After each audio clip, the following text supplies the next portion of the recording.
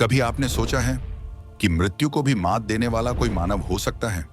एक ऐसा आर्षि जो समय के प्रवाह से परे था, जिसके शब्दों में नीति थी पर नीति के भीतर रहस्य, जिसकी आंखों में अग्नि थी पर हृदय में करुणा, जिसे देवता भी डरते थे और असुर उसकी शरण में जीते थे।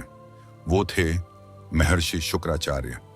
बहुत समय पहले, जब धरती पर सत्य और असत्य की सीमाएं धुंधली थीं, जब देव और दैत्य दोनों अपनी अपनी सत्ता के लिए प्रयत्नशील थे, उसी काल में एक ऐसा ब्रह्मज्ञानी प्रकट हुआ जिसने केवल ज्ञान ही नहीं बल्कि मृत्यु पर भी अधिकार पा लिया। उनका नाम था शुक्राचार्य, भृगु आर्षि के पुत्र और दैत्यों के महान गुरु।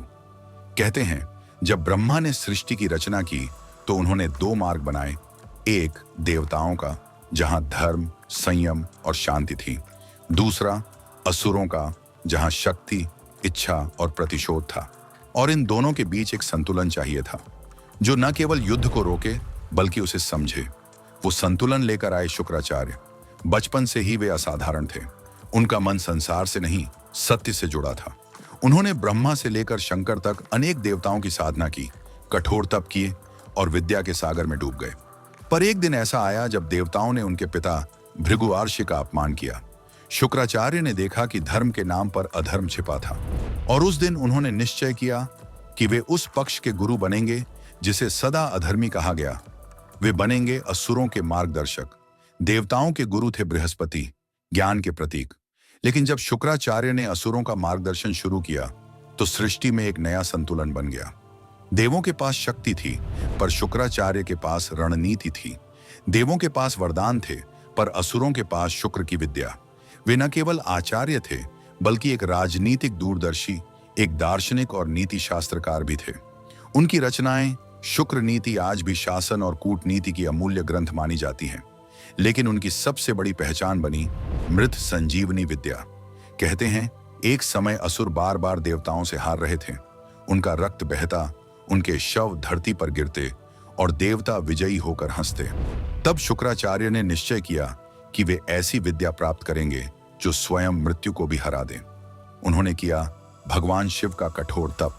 हजारों वर्षों तक बिना अन्न और जल के वो केवल ध्यान में लीन रहे।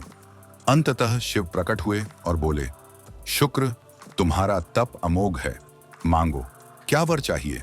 शुक्राचार्य ने कहा, हे महादेव, मुझे वह विद्या दो जिससे मैं मृत को जीवित कर सकूं, ताकि अधर्म के विरुद्ध युद्ध में धर्म पुनः जीवित हो सके।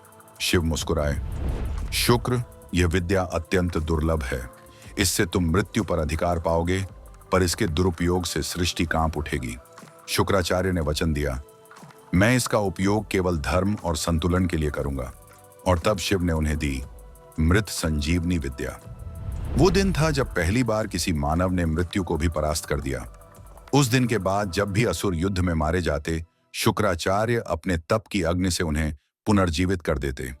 देवताओं के लिए यह एक भय बन गया, क्योंकि अब मृत्यु भी असुरों के शस्त्रागार का हिस्सा थी। इंद्रदेव चिंतित हुए। उन्होंने अपने गुरु बृहस्पति से उपाय पूछा। बृहस्पति बोले, मृत्यु को हराने वाला ही संसार का सबसे बड़ा रहस्य है, परंतु याद रखो, जो मृत्यु को हराता है वह जीवन से भी परे हो जाता है। शुक्राचार्य अब केवल एक आर्षि नहीं रहे, वे स्वयं रहस्य बन गए थे। उनकी दृष्टि में देव और असुर दोनों समान थे। वे कहते, जो अपनी इच्छा पर नियंत्रण नहीं रखता, वो चाहे देव हो या मानव, अंततः विनाश की ओर बढ़ता है। लेकिन नियति का खेल कुछ और था। उनकी पुत्री देवयानी, जिसे वे अपने प्राणों से अधिक प्रेम करते थे, उसका जीवन एक विचित्र मोड़ लेने वाला था। राजा ययाति एक तेजस्वी, बलशाली और धर्मप्रिय राजा। देवयानी उनसे प्रेम करने लगी और ययाति ने भी उसे अपना हृदय दे दिया। परंतु नियति ने एक बार फिर परीक्षा ली। ययाति ने देवयानी की दासी शर्मिष्ठा से भी संबंध बना लिया। जब देवयानी को यह पता चला, उसका हृदय टूट गया। वह रोती हुई अपने पिता शुक्राचार्य के पास पहुंची।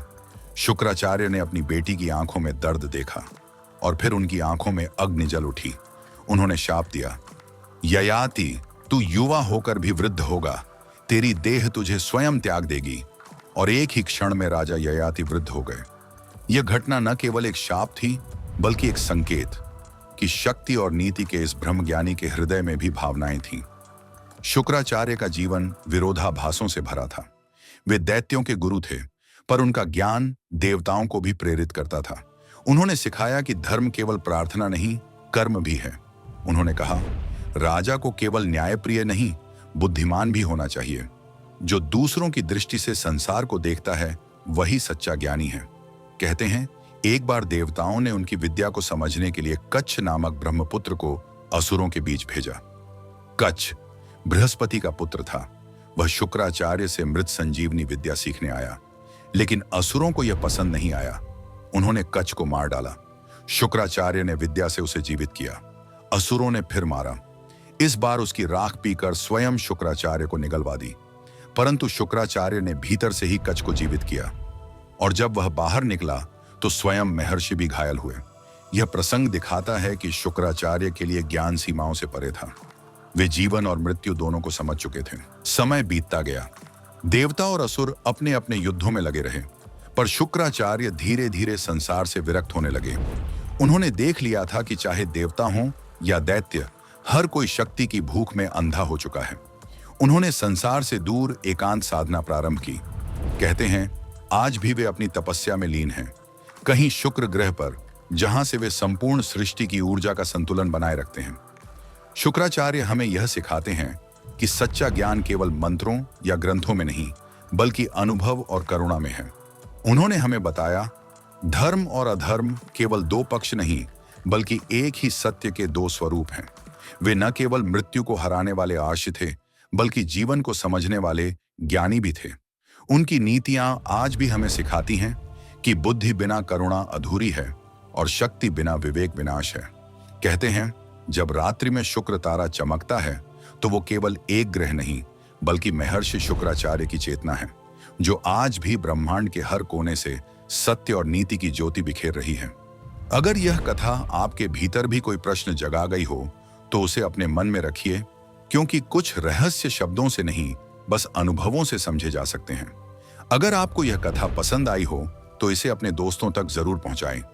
कमेंट में लिखें, ज्ञान ही शक्ति है, और हमारे चैनल को सब्सक्राइब करें ताकि अगली बार जब कोई नया रहस्य खुले तो आप सबसे पहले उसे सुनें।